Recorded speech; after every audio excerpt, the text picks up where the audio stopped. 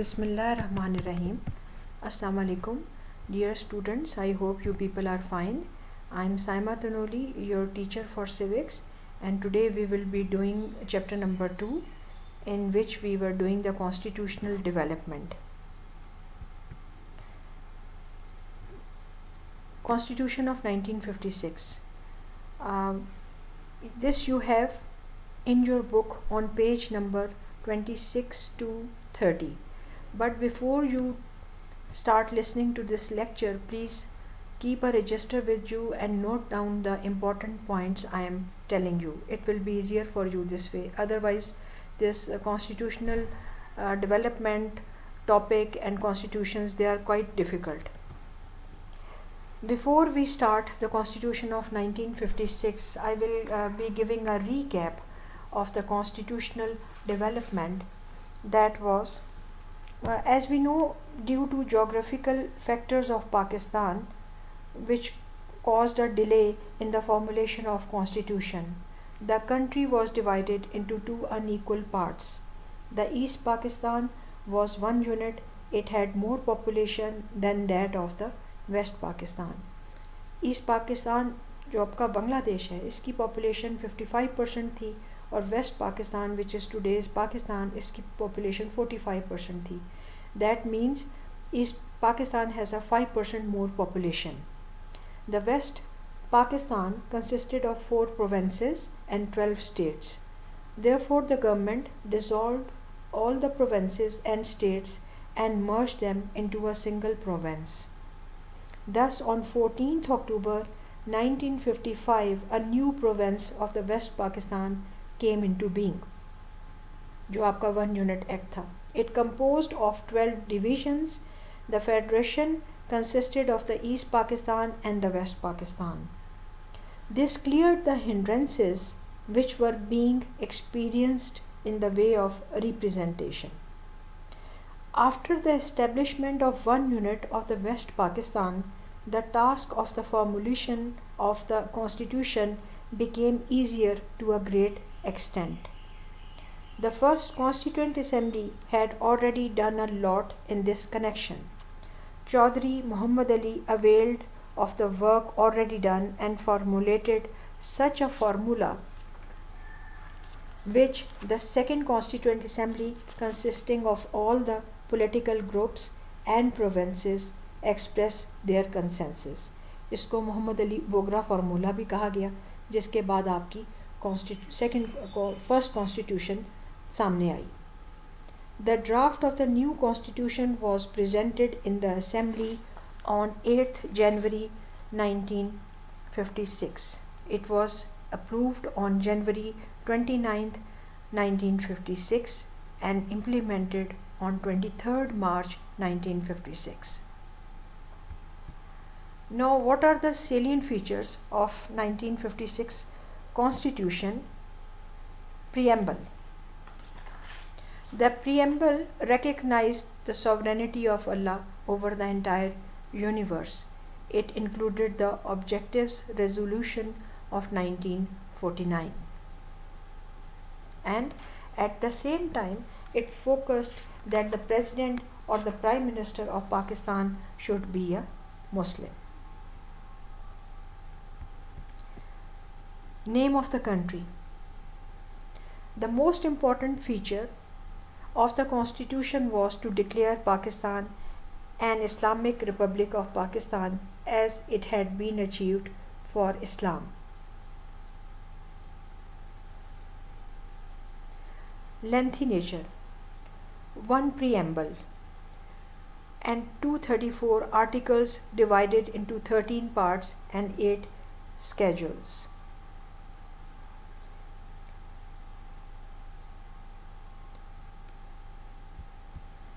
Federal nature.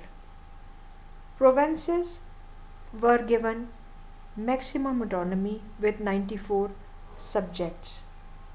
As it was federal in nature, provinces were given maximum autonomy with 94 subjects, whereas the center was given 30 subjects. There was also a concurrent list according to which both the center and the provinces could legislate, but in case of clash, federal laws had supremacy.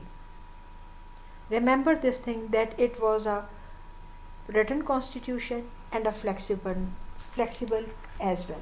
As uh, in case of flexible nature, it had the flexibility to bring changes according to the changing circumstances. The constitution could only be amended through a process requiring the amendment to be passed by at least a two-third majority of the National Assembly and the authentication of the President. According to federal nature, the constitution provided for a federal system in the country. Federation consisted of two provinces, that is, West Pakistan and East Pakistan. Provinces were divided between the center and the provinces. The subjects were divided into three lists. The federal list, जिसमें आपके बहुत सारे ऐसे आ जाते हैं subjects like armed forces, covenant, banking, currency, foreign exchange, nuclear energy, planning, citizenship, foreign affairs and communication. And in the concurrent, or we can say the provincial list, we have national parliament and provincial assemblies had an equal jurisdiction regarding the subjects mentioned like health, education, criminal and civil law, armament, family planning, irrigation, newspapers, zakat, tourism and archives. In the directive principles of state policy, we will be doing this in the Islamic provisions of this constitution in this same lecture. Then we have fundamental rights. Now what they are and what they will be. They are, the citizens shall have all the rights as are granted in the Charter of the United Nations. All citizens shall be equal before law. They shall enjoy social, political and economic rights. No citizen shall be arrested or detained without any solid reason. In case of detention, he or she shall be given an opportunity to defend him or herself. The rights of the citizen shall have judicial protection. In the case of violation of these rights, the victim shall be free to go to the court. Strong center. Now, what is that?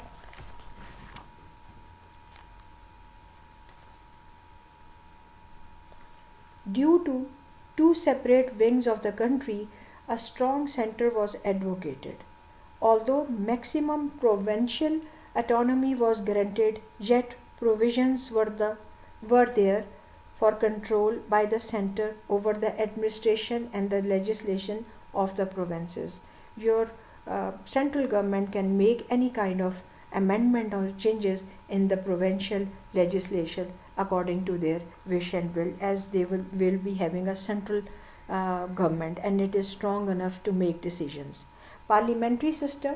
The constitution adopted Westminster system of government. Now what was that? The constitution of 1956 provided for parliamentary system of form of government. The president was the head of the state and the prime minister the head of the government. The president had the nominal powers. The real powers rested with the prime minister. The prime minister was authorized to appoint his cabinet, but he and his cabinet were answerable for their policies and actions before the National Assembly. The president was to be elected by the members of both the national and provincial assemblies. The tenure of his office was 5 years. The president may be removed by impeachment by the National Assembly. A majority of 3/4 of the total membership was required for this purpose. The majority of the members of the National Assembly could exercise their powers of no confidence against the Prime Minister.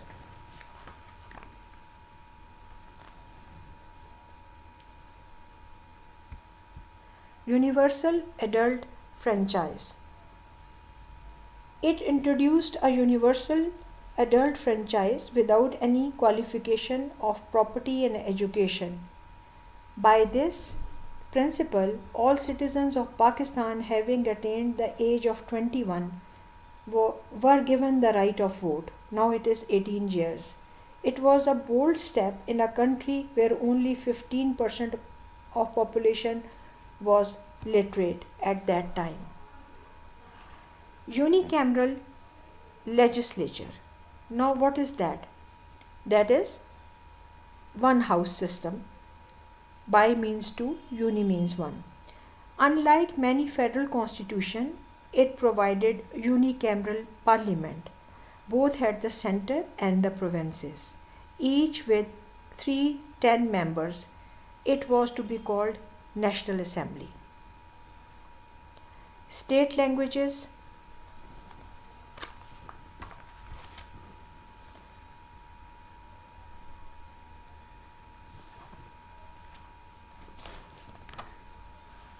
The constitution prescribed Urdu and Bengali as the state languages.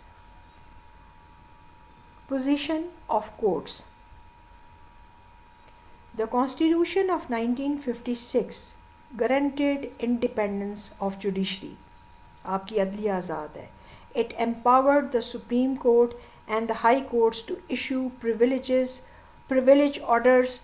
It had also given the power to declare any law null and void. The courts were made the guardians and the interpreters of the constitutions. As in my previous lecture, I have told you that judiciary basically interpret the laws made by the legislature and being implemented by the executive.